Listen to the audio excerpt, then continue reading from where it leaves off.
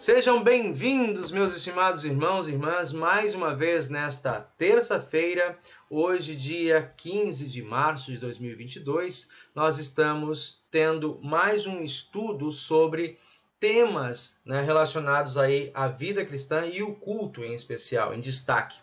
Hoje, nosso pastor, o pastor Bruno, vai nos conduzir então com o tema sobre confissão e a absolvição.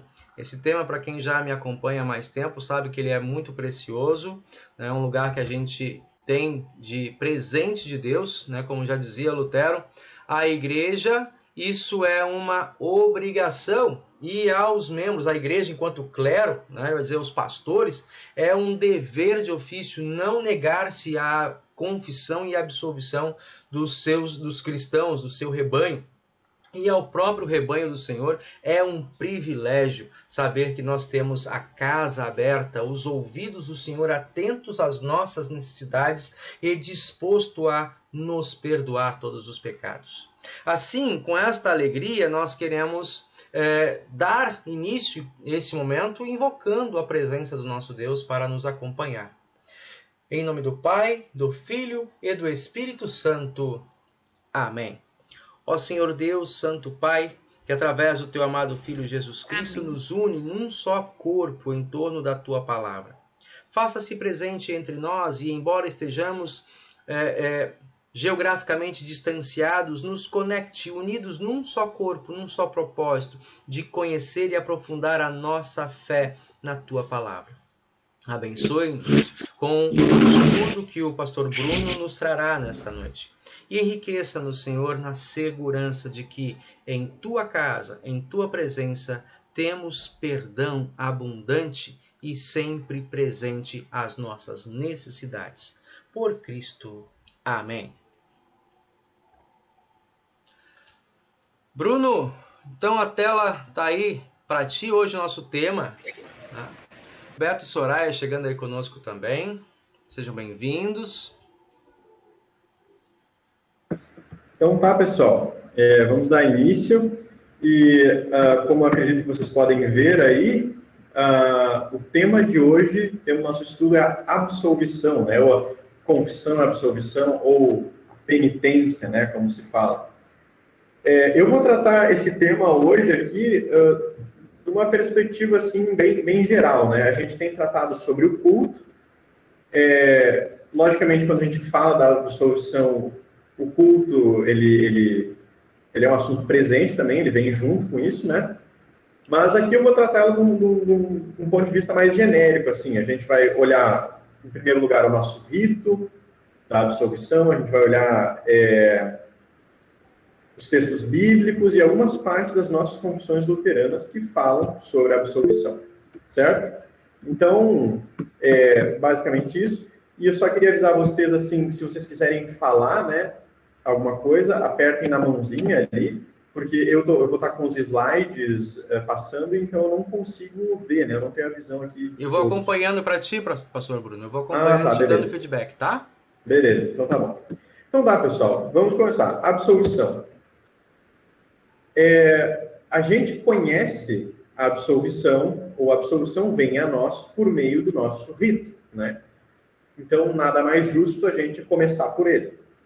Então, aqui está uma parte do nosso rito que é muito bem conhecida e uma coisa muito importante que a gente precisa notar, A gente tem a nossa doutrina, a doutrina luterana, ela é a exposição da Escritura, a gente tem essa exposição lá no livro de Concórdia e tal, só que essa doutrina, ela acontece na realidade no culto, A doutrina não é algo que está preso aos livros, não é algo que está preso às páginas, fechado, trancafiado no livro. Não, ela tem o seu lugar no espaço, no tempo, na realidade. E isso se dá por meio do rito, Do rito que é executado, que é o fazer a doutrina acontecer na realidade, Então não é só uma ideia, por exemplo, assim, a absolvição não é só uma ideia que a gente discute sobre ela, mas é algo que acontece na realidade, certo? Então, aí está o nosso rito, Que o pastor, depois da confissão de pecados, diz o seguinte: em virtude dessa vossa confissão, eu, como ministro da palavra, chamado e ordenado, vos anuncio a graça de Deus, e da parte e por ordem de Jesus Cristo, meu Senhor, vos perdoo todos os vossos pecados, em nome do Pai, do Filho e do Espírito Santo. Então, aqui, nisso daqui, está resumida toda a nossa doutrina luterana, da Igreja Universal, enfim, de todos os tempos, não da Universal, está resumindo toda a doutrina da Igreja nessas palavras aqui, certo? E a gente vai ver como essas palavras são esse resumo dessa doutrina, conforme for passando pelo estudo. Algumas coisas que eu queria que vocês notassem já de cara, assim, né? Aqui no rito. Primeiro, eu como ministro da palavra, chamado e ordenado. Então, essa absolvição aqui, ela cabe ao ministro chamado e ordenado, certo? É isso, são os ministros que foram chamados e ordenados que fazem essa daqui. E outra coisa, da parte e por ordem. Vocês veem que eu coloquei uma estrelinha ali no da parte. O nosso rito ele foi traduzido, né, do alemão, e essa é uma tradução, eu diria assim, um tanto tímida. Existe uma tradução que é melhor, e que ela está contida no nosso livro de concórdia, que a gente vai ver adiante aqui, e por que ela é melhor. Da parte para Jesus Cristo, meu Senhor, vos perdoo, ou seja, o pastor está dizendo assim, eu vos perdoo todos os vossos pecados, em nome do Pai, do Filho e do Espírito Santo. Certo? Daí a gente pergunta, mas será que uma pessoa pode perdoar pecados? Não é só Deus quem faz isso? Como é que o pastor pode perdoar pecados? Que é isso que ele está dizendo aqui. Enfim, guardem essa pergunta, que a gente vai respondendo ela ao longo do estudo aqui. Se tiverem qualquer pergunta a mais, ou qualquer esclarecimento, ou qualquer contribuição, por favor, falem, certo? Então, pessoal, o primeiro dos textos, né, que embasam essa doutrina, né, esses dois primeiros não são os principais, o principal é depois em João, que a gente vai olhar, mas esses aqui também nos dão as bases para essa doutrina. E é o texto de Mateus 16, 17 a 19. Isso daqui, o Senhor Jesus havia perguntado para os discípulos, né? Quem vocês dizem que eu sou? E Pedro então confessa, tu és Cristo, o Filho do Deus vivo. Né? E daí Jesus responde Pedro dizendo assim, bem-aventurado é você, Simão Barjonas, porque não foi carne e sangue que revelaram isso a você. Ou seja, não foi carne e sangue que revelou o fato de que Jesus é o Filho de Deus, mas o meu Pai, que está nos céus. Também eu lhe digo que você é Pedro, e sobre esta pedra edificarei a minha igreja, e as portas do inferno não prevalecerão contra ela. E eu lhe darei as chaves do reino dos céus. O que você ligar na terra terá sido ligado nos céus. O que você desligar na terra terá sido desligado nos céus. Ok. O que Jesus está dizendo aqui? Pedro confessou, né, fez a primeira confissão, de que Jesus Cristo é o Filho do Deus vivo, certo? E aí Jesus então responde para ele, e eu também digo que sobre esta pedra edificarei minha igreja. Esta pedra que ele está falando é Pedro enquanto confessor, né? Pedro enquanto ele confessa essa verdade. Logo depois desse relato a gente vê que Pedro dá uma deslizada, né? E Jesus até diz arreda Satanás. Então não é só a pessoa de Pedro, mas também não é só a confissão, os dois. É Pedro enquanto o confessor dessa verdade. Porque Pedro depois ele se torna, de fato, o líder da igreja, né? Nos primeiros tempos, ele se torna o líder da igreja de Jerusalém. Essa pedra edificaria minha igreja, ou seja, essa pedra é a confissão de Pedro de que tu és Cristo, Filho de Deus vivo. É sobre isso que Jesus vai edificar a igreja dele, e as portas do inferno não prevalecerão contra ela. E aí é que vem a questão. Eu lhe darei as chaves do reino dos céus. E aqui que está baseada essa nossa doutrina da confissão e da absolvição, ou, de uma maneira mais ampla, do ofício das chaves. O que quer dizer isso? Pensem assim, o que chaves fazem? Chaves abrem ou fecham portas, certo? E o que Jesus está dando para Pedro aqui, e mais tarde ele vai dar para todos os apóstolos, é a chave do reino dos céus. Então imagine um reino, e esse reino, enfim, vamos imaginar, tem um portão, certo? E Jesus está dando essas chaves, que abrem ou fecham. E ele diz, o que você ligar na terra terá sido ligado nos céus. Essa terminologia que Jesus usa é uma terminologia que era usada pelos rabinos da época, que é mais ou menos o seguinte: ligar é no sentido de amarrar, né? Esse sentido de ligar duas coisas, né? Isso era usado no seguinte sentido, por exemplo, quando havia uma lei e os rabinos, por exemplo, ensinavam essa lei e aplicavam essa lei para uma pessoa, essa pessoa estava amarrada, estava ligada, porque a lei segurava ela, digamos assim, você está sob essa lei, então a lei te amarra, certo? E quando se desligava, ou seja, não, você está livre dessa lei, então quer dizer que você era solto, como se fosse desligado, entendeu? Desamarrado. Então, essa é a ideia. Então, aqui diz respeito, entre outras coisas, mas a perdoar ou não pecados. Então, ligar a pessoa quer dizer que ela está presa ao seu pecado, que ela está ligada, está presa, amarrada. Então, isso é você reter o perdão, certo? Por exemplo, alguém que não se arrepende, essa pessoa continua ligada, amarrada ao pecado. Agora, quando essa pessoa se arrepende, por exemplo, aí é exercido pelo ministério pastoral o desligar, ou seja, você agora está desligado do seu pecado, você está livre. Deu para entender isso, pessoal?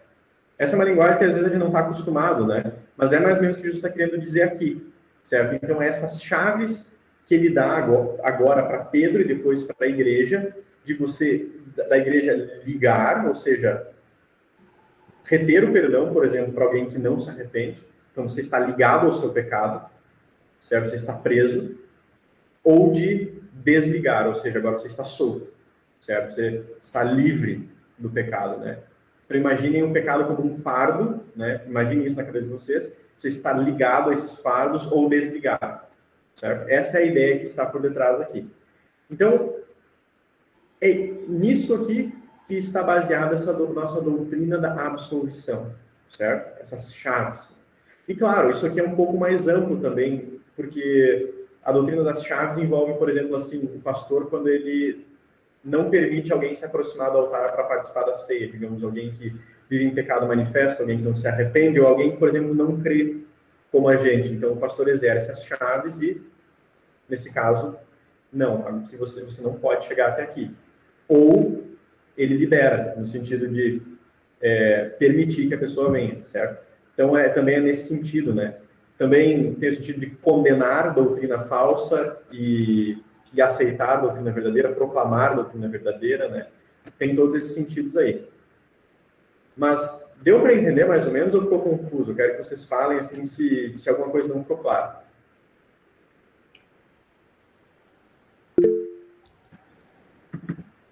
Pastor Bruno, Sim. eu me lembro de uma cena um filme que não sei se todos aqui já assistiram, né? Mas tem um filme chamado O Peregrino, né?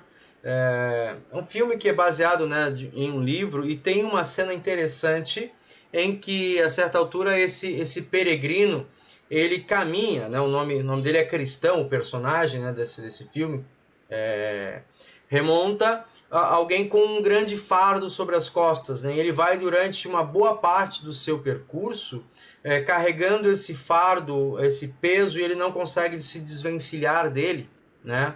Até que certo momento ele se coloca, né? Quem já viu vai lembrar essa cena, ele se coloca sob a sombra da cruz, né? E esse fardo automaticamente se descola do seu corpo, né? E ele recebe ali novas vestes, né? Então o momento da absolvição, né? Esse momento tão importante dentro da história da igreja, do culto cristão, da vida cristã, é esse descolar-se do pecado, né, que se dá, acima de tudo, né, pela vontade, pelo desejo no coração do Senhor, né, proclamado ali aos ouvidos daqueles que creem e verdadeiramente, né, confessam seus pecados e o desejo de perdão. Né? Então eu acho que talvez fique mais clara essa visão, né, do descolar-se do pecado, da culpa, do fardo que leva sobre as costas, né? E essa declaração vem da parte do próprio Senhor e ele se vale, né, ali do ministro, né, daquele que traz a mensagem em nome do Senhor. Acho que é por aí, né? Isso, exatamente.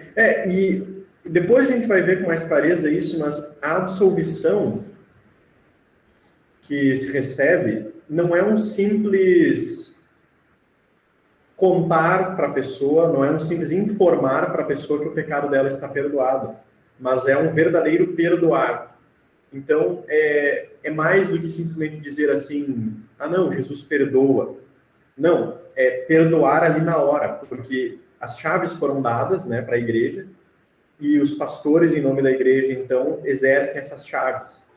Então, eles perdoam ali, perdoam na hora, o evangelho ele acontece ali. Então, é muito mais do que um...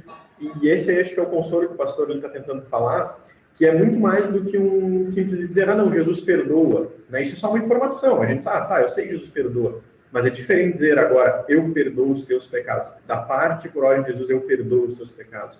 Né? Então, aqui acontece esse exercício das chaves. Uhum. Outro texto que também fala disso é o de Mateus 18, 15 a 20, que diz assim, se o seu irmão pecar contra você, vai repreenda-o em particular. Se ele ouvir, você ganhou o seu irmão. Mas se não ouvir, leve ainda com você uma ou duas pessoas, para que pelo depoimento de 2 ou 3 testemunhas, toda a questão seja decidida. E se ele se recusar a ouvir essas pessoas, exponha o assunto à igreja. E se ele recusar a ouvir, também a igreja considere-o como gentil e publicano. Em verdade, lhes digo que tudo o que ligarem na terra terá sido ligado nos céus, e tudo o que desligarem na terra terá sido desligado nos céus. Em verdade, também lhes digo que se 2 de vocês sobre a terra concordarem a respeito de qualquer coisa e vierem a pedir, isso lhes será concedido por meu Pai que está nos céus, porque onde estiverem 2 ou 3 reunidos em meu nome, ali estou no meio deles. Então, aqui a gente vê que é uma situação um pouco diferente. Jesus está falando aqui para os discípulos, os 12. Então, isso daqui é para os 12, não é para todo mundo, é para os 12, certo? Então, aqui ele estende aquilo que ele falou para Pedro, as chaves, para o grupo dos 12 apóstolos, né? Que ele diz, em verdade, eles digo tudo que ligarem na terra terá sido ligado nos céus, e tudo que desligarem na terra terá sido desligado nos céus. E aqui é um contexto diferente também, porque toda essa discussão, até Jesus falar isso daí, começa com uma pergunta dos discípulos. Lá antes, você lê no início do capítulo 18, os discípulos perguntam quem que é o maior no reino dos céus.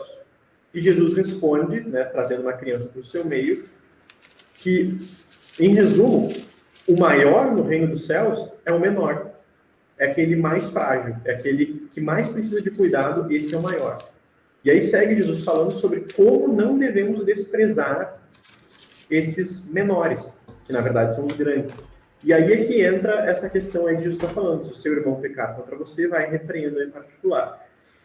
Então, tudo isso daqui que Jesus está falando é como ganhar o irmão, né? O irmão que pecou contra você, ou simplesmente pecou, né? Você vai até ele, fala em particular, enfim, né? E Jesus aqui está dando essa autoridade para a igreja, que tudo que ligarem na terra terá sido ligado nos céus, e tudo que desligarem na terra terá sido desligado nos céus. Ou seja, se esse irmão, porventura, não se arrepende do seu pecado, então a igreja, através do ministério, vai dizer o seguinte, não, você está ligado ao seu pecado, então. Você está colado a ele, para usar a palavra que o pastor usou antes. Ou seja, você, por exemplo, não pode participar da comunhão, entendeu? Até que se arrependa. Quando ele se arrepender e buscar o perdão, então agora você está desligado do seu pecado. Agora você está descolado dele. E agora você pode participar da comunhão. Então, essa autoridade que Deus deu para a igreja, é esse ofício das chaves. Ligar e desligar, fechar e abrir a porta do reino. Certo? Deu para entender, pessoal? Então, antes era para Pedro, né? E Pedro, de fato, ele tem uma proeminência, ele exerce isso, porque ele digamos assim, é o primeiro entre os iguais ali dos apóstolos, e depois Jesus estende isso para todos eles, certo? Deu para entender, pessoal? Se não estiver ficando claro, por favor, alguém fale aí, né? Se tiver qualquer dúvida, não se sinta envergonhado de perguntar. Como nós já falamos, é bom aí a participação de todos, né? Perguntas, esclarecimentos, né? Isso, eu estou me contendo aqui, pastor Bruno, né, porque é um tema, como eu já disse antes, né, muito precioso para mim, e eu acho que nós temos que realmente trazer a igreja, eu sempre falo assim, a igreja cristã, ela tem esse presente, né, dado por Deus, e de repente me parece, né, algumas pesquisas feitas, que ao longo da história, especialmente agora nesses tempos mais modernos, né, em meio às igrejas não, digamos, não católicos, né, os protestantes ou reformados, esse lugar da confissão e absolvição, né, ele tem sido meio que deixado de lado, né? O Exato. pecado não tem sido tratado tão sério assim, né, nesse ponto de que é algo que eu preciso levar em conta e purificar antes de prestar o meu culto. Né? Ou Exato. seja, é o maior ato, o principal ato do meu culto a Deus é fazê-lo com um coração limpo, né? Com uma alma purificada. E acima de tudo, isso não vem de uma, digamos, de uma característica especial, né? Uma vontade primeira da nossa parte, né? Acima É de Deus tudo, quem limpa, né? é Deus quem limpa, né? Lá em João, eu acho fantástico aquele texto, né? Se dissermos que não temos pecado, a nós mesmos nos enganamos e a verdade não está em nós. Mas admitir o pecado, admitir a nossa miséria, né? Na leitura que nós trouxemos esse final de semana, né? O senhor também pregou aí, eu sou como um cão à beira, né, da mesa, indigno, né, sedento pelas migalhas. Isso não é algo politicamente correto, digamos assim, né, usando as linguagens de hoje, não é algo que os nossos ouvidos queiram ouvir.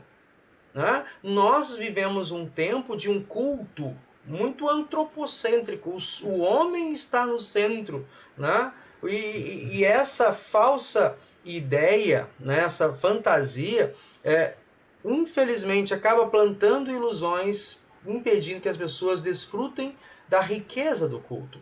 A riqueza do estar na presença do Pai é que eu não sou consumido. Ele não me consome. Né? Ele me absolve, ele me acolhe assim como estou. E aí, fechando, vou passar a palavra ao Ian, como o apóstolo João diz, né? Mas se confessarmos os nossos pecados, ele é fiel e justo para nos perdoar, nos purificar. Então, esse momento na vida do culto, aquele que fala ali em nome de Cristo para mim, nossa, ele está abrindo a porta do céu. Né? Então, esse momento a gente não pode. Aí vai uma dica, né? Não cheguem atrasados nos cultos. Né? Não se atrasem para começar o culto, porque se você perde a absolvição, olha que coisa fantástica que Deus nos dá.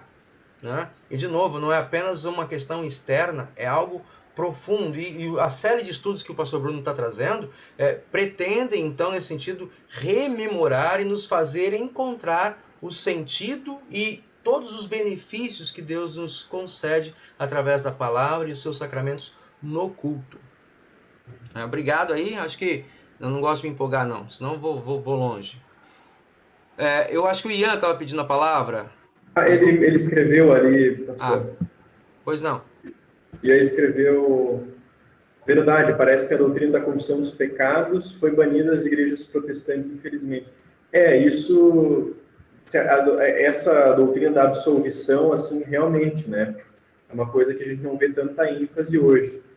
E, assim, uma coisa que é importante dizer é que quando os luteranos, principalmente os reformadores, quando eles falavam em confissão e absolvição, eles não estavam pensando nela tanto no contexto do culto, isso é uma coisa que veio depois, mas elas estavam pensando exatamente na confissão e absolvição privada, naquela que a pessoa vai e confessa o seu pecado e o pastor absolve individualmente.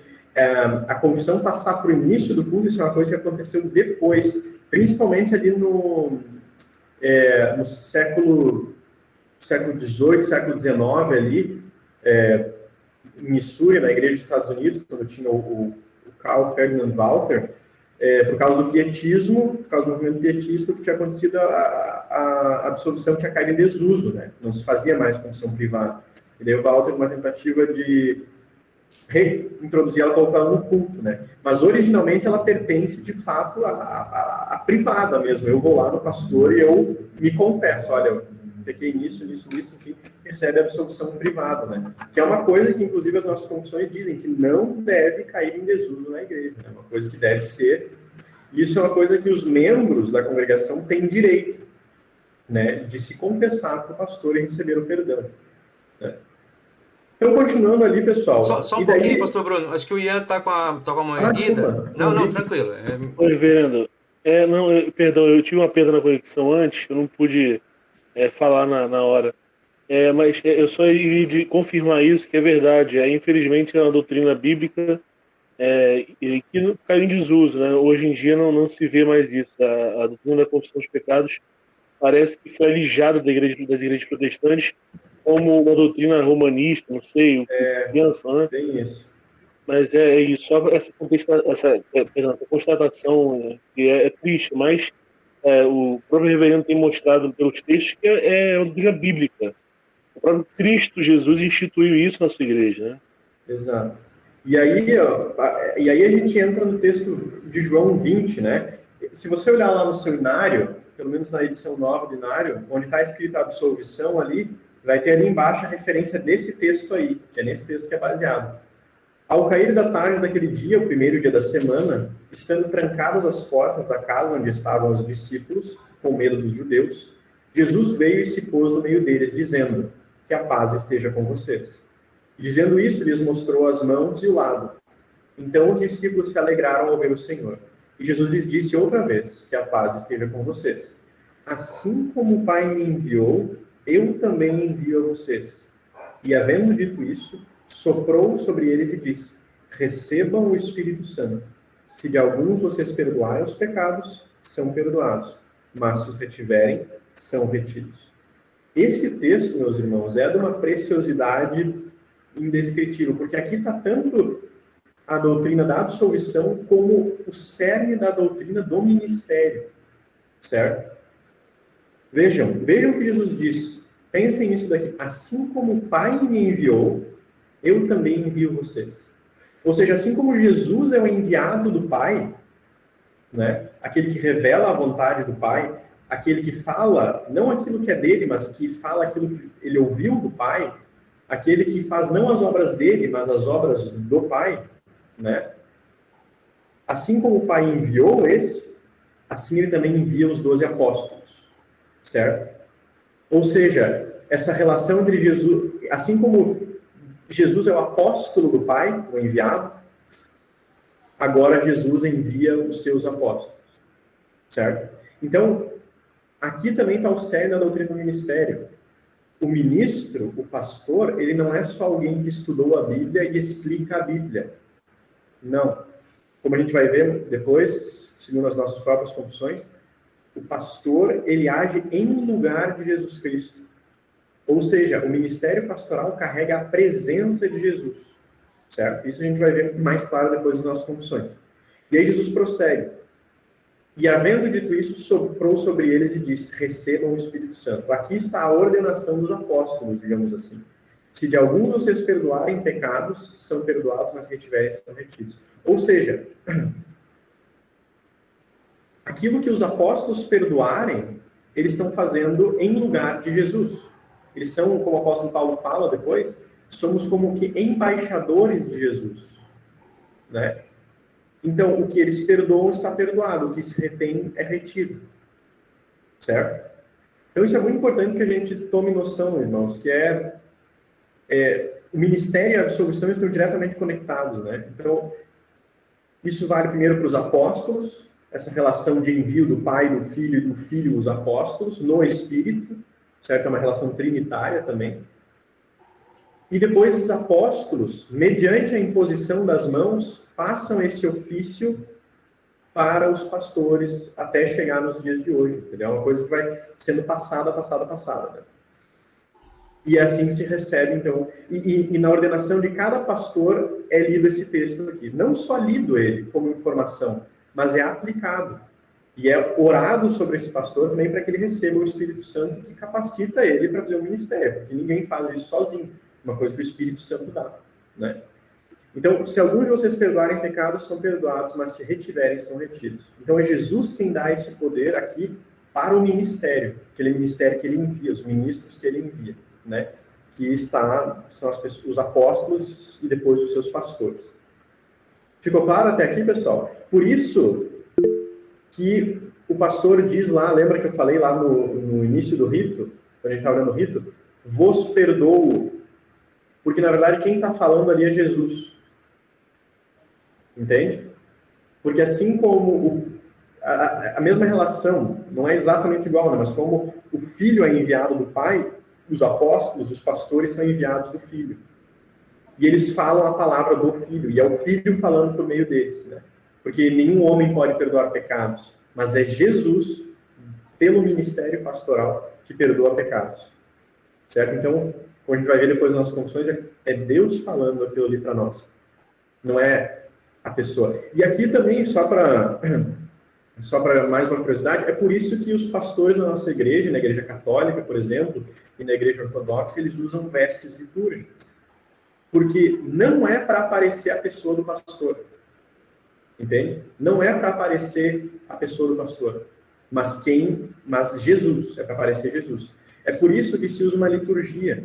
Porque o que é para aparecer não é o carisma do pastor, não é o quão ele é legal, não é, sei lá, o jeito dele, mas é para aparecer Jesus e a sua palavra. É para esconder. O pastor, por isso, esconde atrás da liturgia e das suas vestes. Porque quem está falando ali, quem está fazendo aquelas coisas é Jesus. Certo? Então, por isso que também não existe não existe essa preocupação de o pastor ele é superior e diferente das pessoas. Não, porque, na verdade, porque ele usa roupas diferentes, enfim, não. Porque, na verdade, quem está ali é Jesus. O pastor justo está se escondendo. A pessoa dele está sendo escondida. Não é para aparecer. Certo? E sim Jesus. Então, por isso que o pastor não vai no culto com as suas vestes cotidianas, por exemplo, assim, digamos, eu não vou celebrar a liturgia com uma veste que me identifique como o Bruno. É o Bruno, né? Eu me visto assim, assado. Não, eu vou celebrar a liturgia com uma veste que eu sou só um ministro debaixo daquela roupa ali. Assim como todos os outros que também usam. Então é para esconder o pastor, porque quem fala é Jesus. Deu para entender, pessoal? Me permite, então, fazer uma colocação aqui? Sim, pastor. Aqui tem um ponto que eu enfatizo constantemente. Não, parece que... Cadê? Não. Isso. Deixa eu baixar aqui a mão. Que eu enfatizo bastante, né? A questão que a gente às vezes assim, fala, quer conhecer a pessoa, entregue o cetro do poder na mão dela. Tá? Quer conhecer a índole de um indivíduo, entregue, né? Dê poder a ele. E quando nós olhamos esse texto, com a tua fala mesmo, né, num primeiro momento, há de se olhar o pastor como, né, pode incorrer, porque também é um ser humano, né? Quando alguém que olha assim, eu tenho o poder, né? Eu falo em nome. Pode ser que alguns, por má interpretação desse texto, arroguem-se para si o lugar de serem Deus e usarem de maneira errada a autoridade que lhe é dada, que lhe é imposta. O poder não é pelo indivíduo, e você disse muito bem, pastor, não é pelo indivíduo. Se alguém, enquanto ministro, né, pela sua condição de ministro, se torna arrogante, presunçoso, né, sobre os demais, essa é uma necessidade que o próprio indivíduo precisa curar aos pés da cruz. Tá? Porque a autoridade que um pastor tem, ele a tem não por si mesmo, mas em razão do ofício que ele ocupa e deve ocupar em humildade. Porque fora de Cristo não somos nada.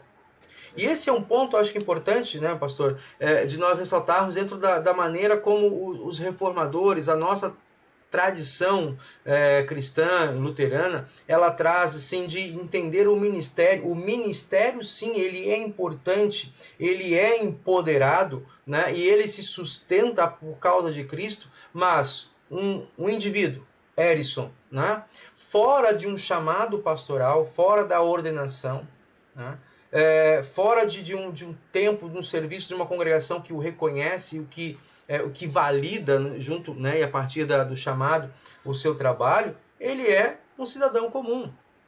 Né? Nós não estamos em um patamar, um degrau de aproximação, de glória maior do que os demais irmãos.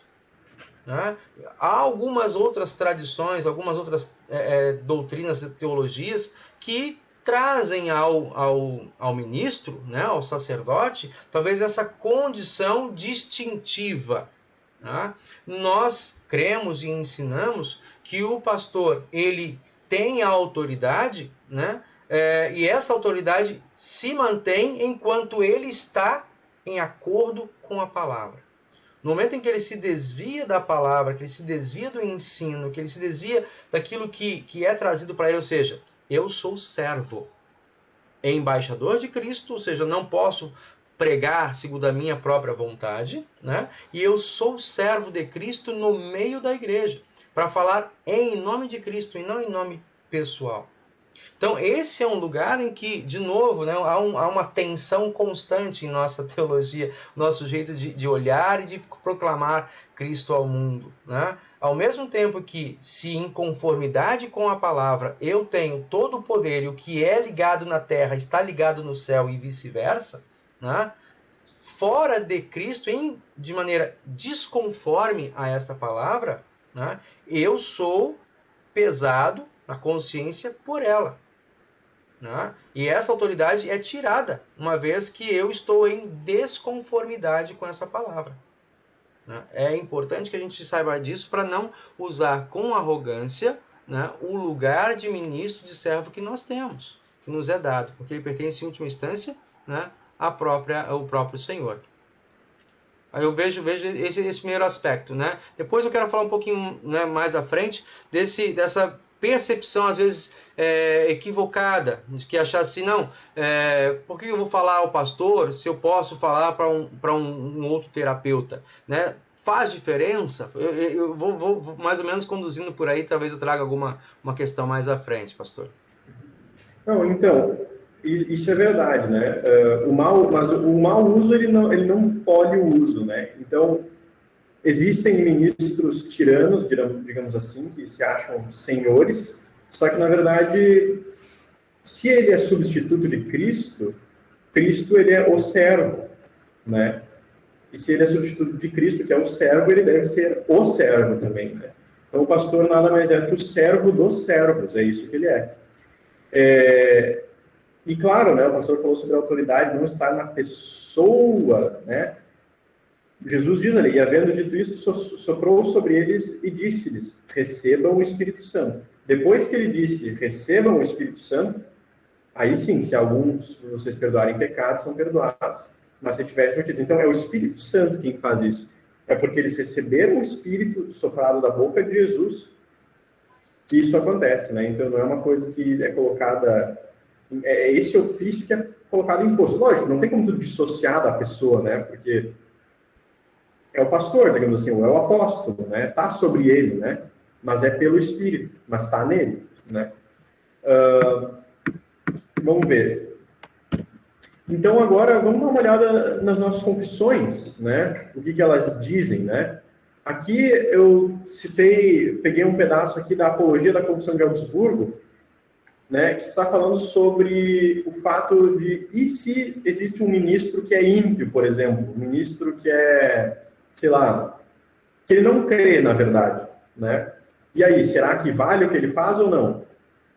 E daí as confissões dizem, e esses ministros, né, a impiedade desses ministros não priva os sacramentos de sua eficácia por serem administrados por indignos, porque, em virtude do chamado da igreja, representam a pessoa de Cristo, não suas próprias pessoas, como testifica Cristo. Quem vos der ouvidos, ouve a mim.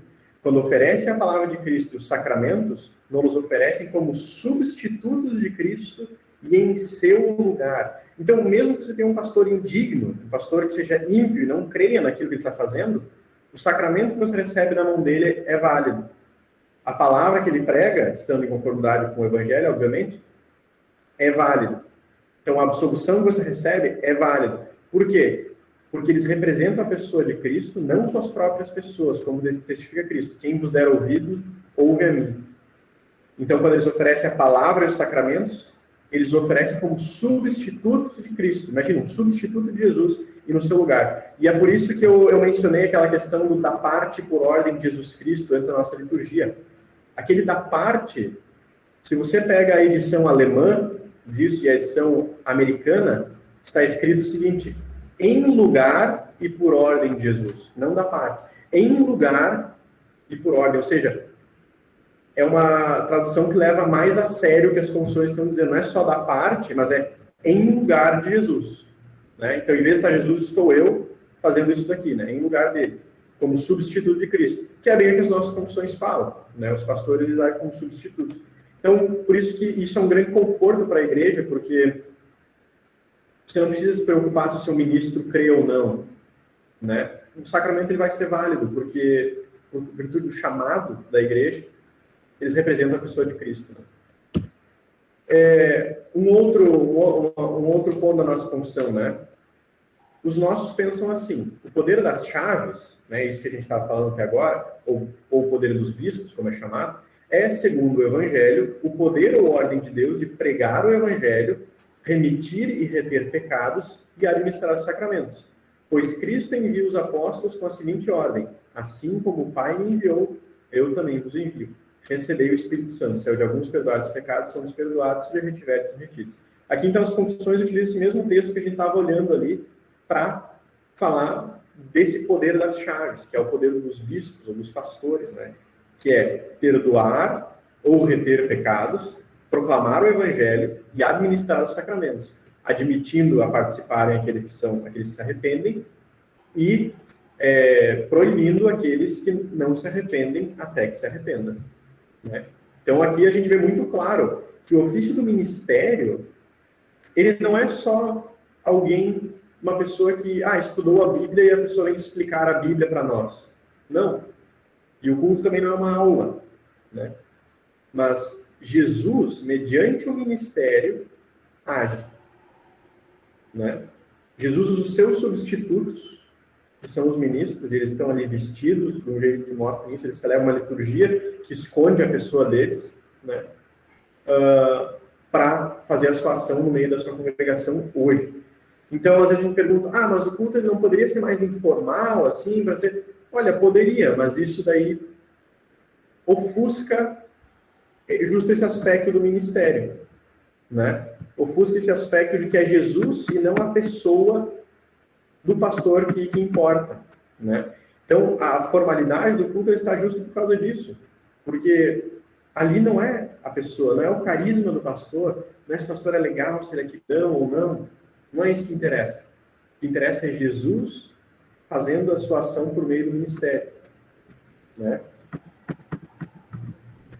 E o último, pessoal, aqui, das nossas confissões é o seguinte: além disso, o poder das chaves administra e exibe o Evangelho através da absolvição, que é a verdadeira voz do Evangelho. Dessa maneira, incluímos também a absolvição quando falamos da fé, porque a fé vem pelo ouvir, como diz Paulo. E porque Deus verdadeiramente vivifica pela palavra, as chaves, na verdade, remitem os pecados diante de Deus, de acordo com o passo. Quem vos der ouvidos, ouve a mim. Está falando dos ministros aqui. Né? Então, quem ouve os ministros, ouve a Jesus. Razão porque se deve crer a voz do absolvedor exatamente como a voz que soasse do céu. E a absolvição pode se chamar com propriedade de sacramento da penitência. Ou seja, as nossas confissões entendem a absolvição, a confissão de absolvição como um sacramento. Além do batismo de Santa Ceia, a absolvição também é um sacramento, segundo as nossas confissões. Então, nós teríamos 3 sacramentos. Né? E aqui, de novo, está exposto isso. Quem ouve a vocês, ouve a mim. Quem der ouvidos a vocês, ouve a mim. Por isso, a voz do absolvedor é aquela como que soasse do céu. Por quê? Porque Jesus disse. Né? Assim como o Pai me enviou, eu enviei a vocês. Então, pessoal, se ficou claro, esse é basicamente o resumo da nossa doutrina da absolvição e como isso acontece no culto cada vez, né? Então, a gente vê que a absolvição e o ministério estão intimamente conectados, né? A absolvição, da forma que a gente faz, só é possível porque o ministro, por causa que o pastor, é substituto e age em lugar de Jesus. Se ele não agisse como substituto em lugar de Jesus, ele não poderia dizer, eu perdoo os pecados. Né? Ele não poderia fazer isso. Mas como Jesus instituiu isso, né? E como Jesus disse, assim como o Pai me enviou, eu envio a vocês, os apóstolos, e depois os pastores, então a gente pode ter confiança de que aquela voz é a voz de Jesus. Né?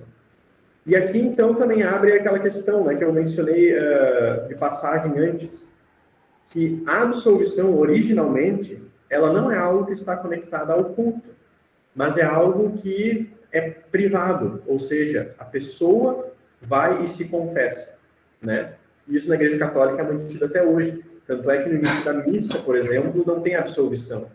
Só tem um ato penitencial. Eles confessam os pecados e pedem para que Deus os perdoe. Mas não existe a absolvição em si.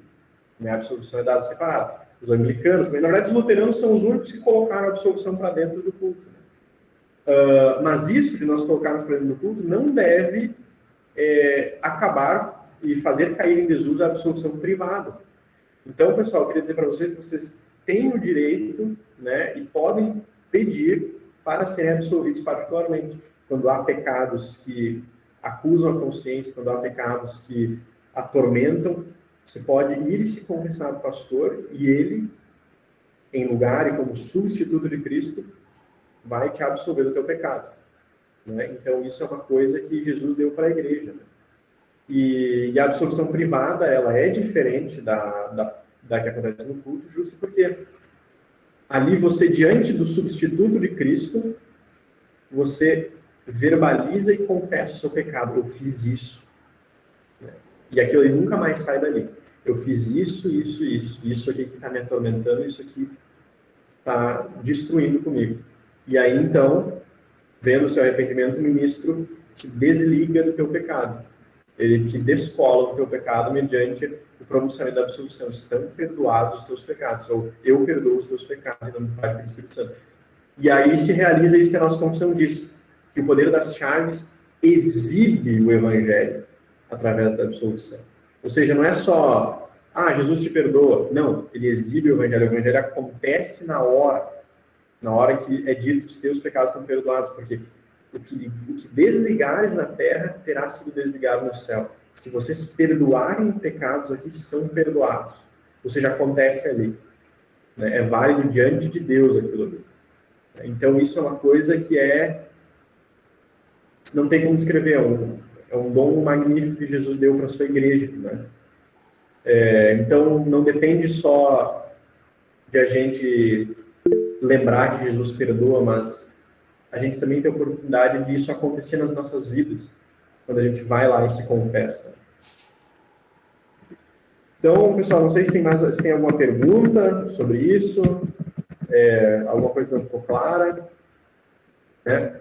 Então, eu só, se me permite, então, aí Sim. chegou ao ponto que eu gosto de trazer à tona e que tem sido trabalhado em alguns outros temas, né, por alguns outros teólogos mais recentemente, né, desse lugar que o pastor tem, né, e de que o cristão tem diante de Deus através do seu ministro, do seu pastor.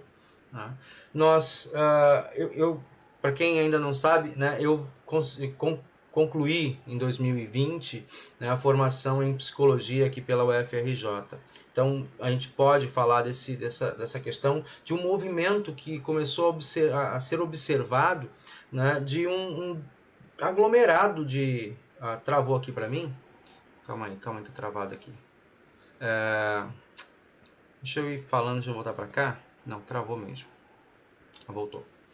De um aglomerado de pessoas que começou assim a encher os consultórios de psicologia, né, para trabalhar a questões de culpa, né, de peso de consciência, e uma busca, de novo, de se recompor para seguir a sua vida. Né? O que eu quero dizer com isso? Não é a mesma coisa, embora as angústias iniciais sejam semelhantes. Tá? O que leva alguém a travar a sua vida diante de um trauma, diante de uma culpa, um remorso, uma questão não resolvida, né? E por falta de um ambiente, talvez, de acolhida, tá? E de perdão, não sabem lidar com isso, né? Não se perdoam, não conseguem trabalhar o perdão, né? E ficam remoendo aquilo.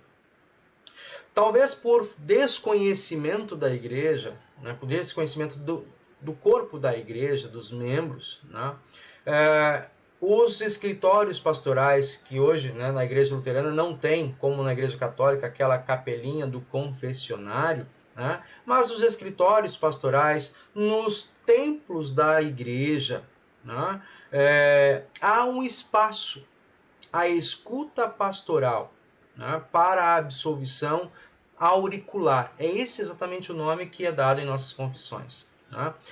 Lutero, quando vai descrever no Catecismo Menor, ele inclusive tem uma parte específica, né, uma breve exposição de uma confissão, como se dá uma confissão. E o que tem acontecido?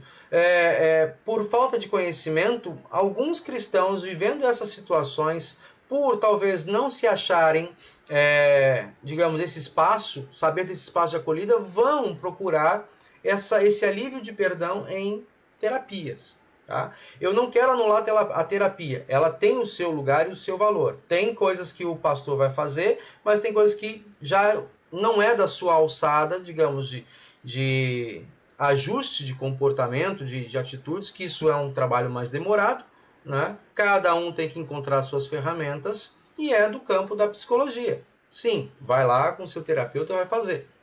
Porém, há algo que todo terapeuta, né, não pode fazer. Por quê? O terapeuta, primeiro, ele não tem autoridade para perdoar. Num consultório de psicologia, quem perdoa é o próprio indivíduo, que reconhece a responsabilidade, o que é dele, o que não é dele, ele entrega para o outro, né? Mas é ele mesmo quem se perdoa.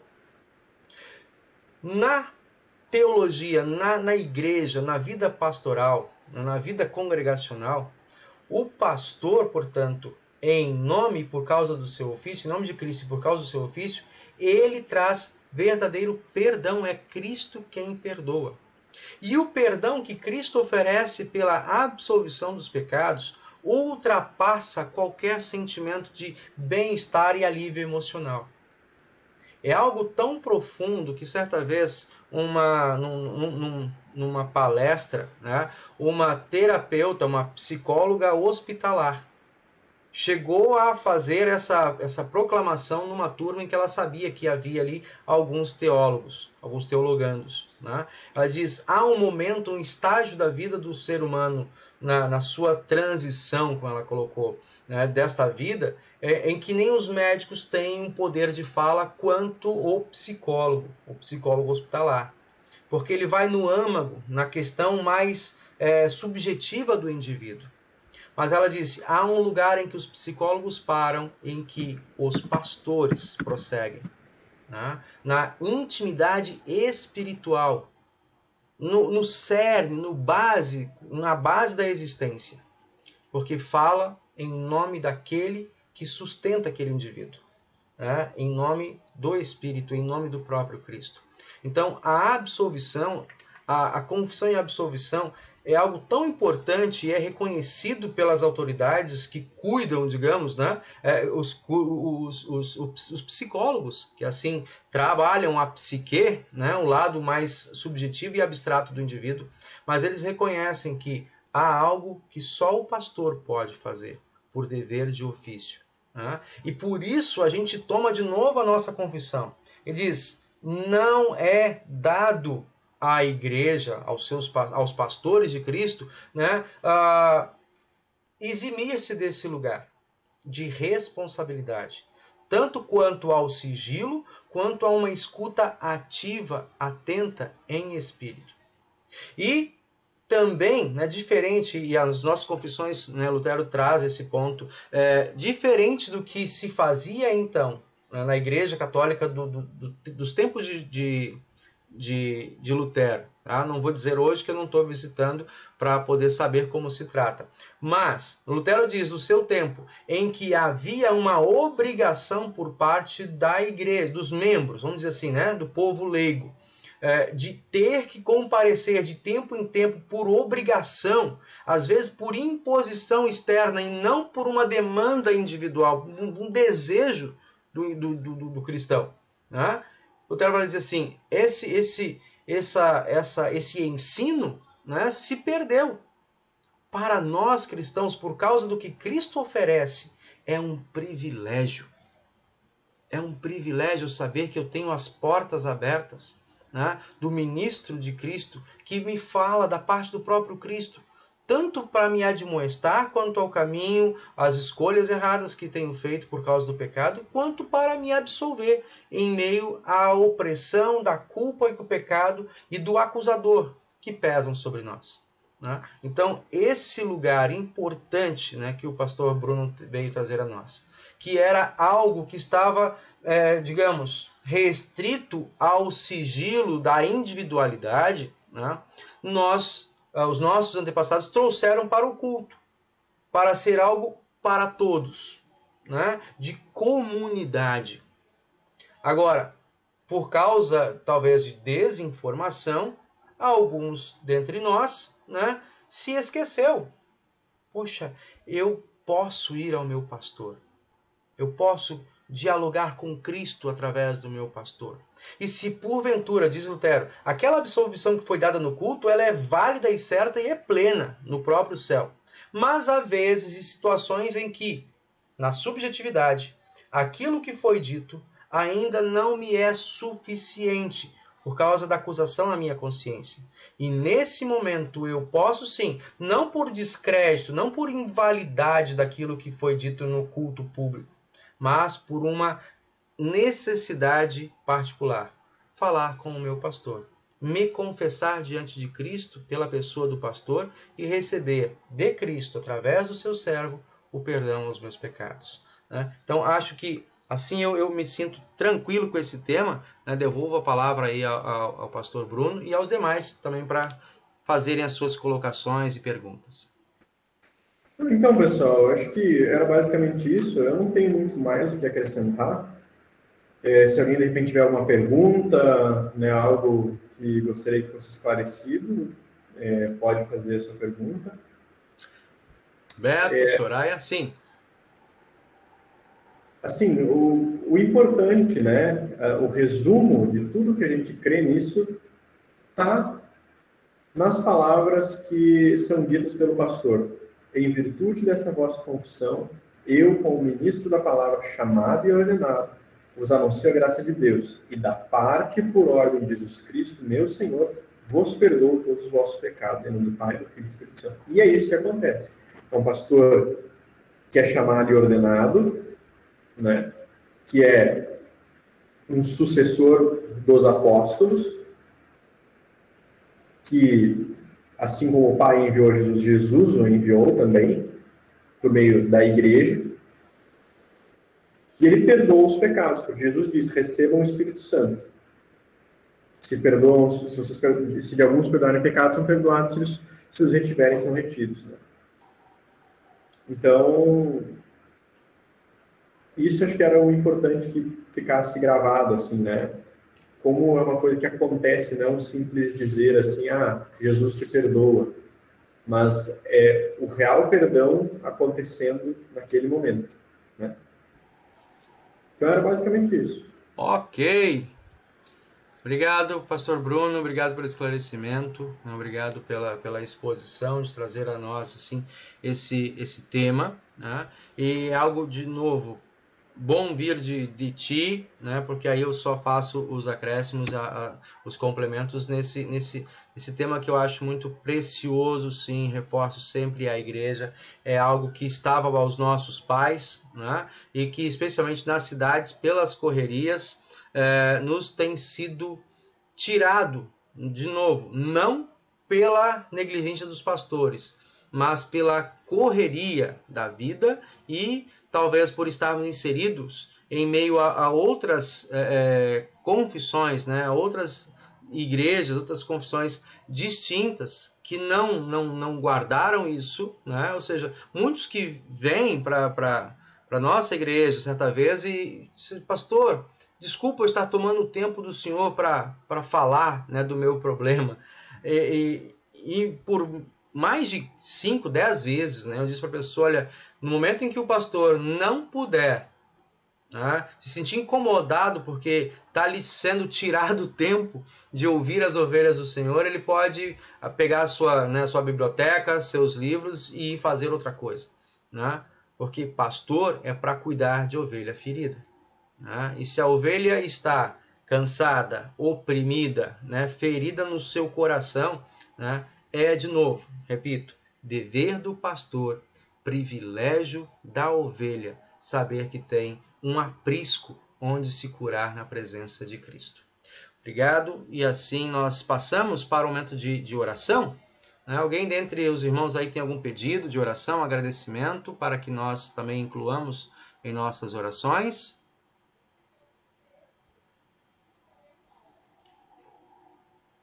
Se não, permita então, pastor, conduzir a oração?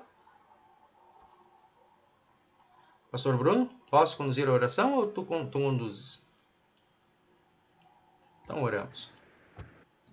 Amado Deus e eterno Pai, graças te damos, porque em Cristo Jesus nos absolves de todo o pecado e nos concede por meio do santo ministério homens, teus servos, que nos pronunciam a tua palavra de perdão, que exercem, Senhor, a boa administração das chaves, perdoando aos pecadores penitentes e retendo o perdão aos impenitentes, enquanto não mudam o seu modo de vida.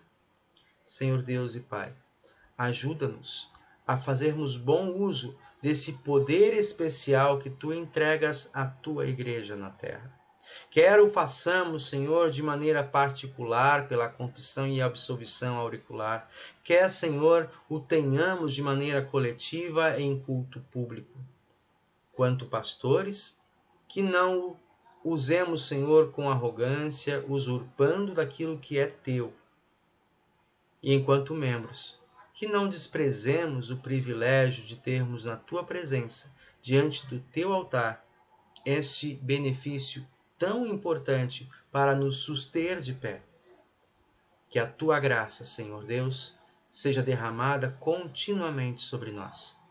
Tu que nos tiraste da condição de indignos para nos colocar à tua mesa, como filhos e filhas, herdeiros perdoados, consagrados, agora e até a hora do teu encontro derradeiro conosco. Sustenta-nos em nome de Cristo, de quem também aprendemos a orar. Pai nosso que estás nos céus, santificado seja o teu nome. Venha o teu reino. Seja feita a tua vontade, assim na terra como no céu. O pão nosso de cada dia nos dá hoje. Perdoa-nos as nossas dívidas, assim como nós também perdoamos aos nossos devedores. E não nos deixes cair em tentação, mas livra-nos do mal. Pois teu é o reino, o poder e a glória para sempre. Amém. E o Senhor vos abençoe e vos guarde. O Senhor faça resplandecer o seu rosto sobre vós e tenha misericórdia de vós. O Senhor sobre vós levante o seu rosto e vos dê a sua paz. Amém. Amém. Muito obrigado a cada um de vocês pela presença. Esse vídeo está sendo gravado e, portanto, será colocado também em nossas redes sociais, no nosso canal da congregação. Nos vemos amanhã às 9 horas com um dos nossos pastores, trazendo mais uma devoção pelo canal do Facebook, também do YouTube do DRJ, e ao longo dessa semana em nossos cultos. Deus fique com cada um de vocês. Uma boa semana.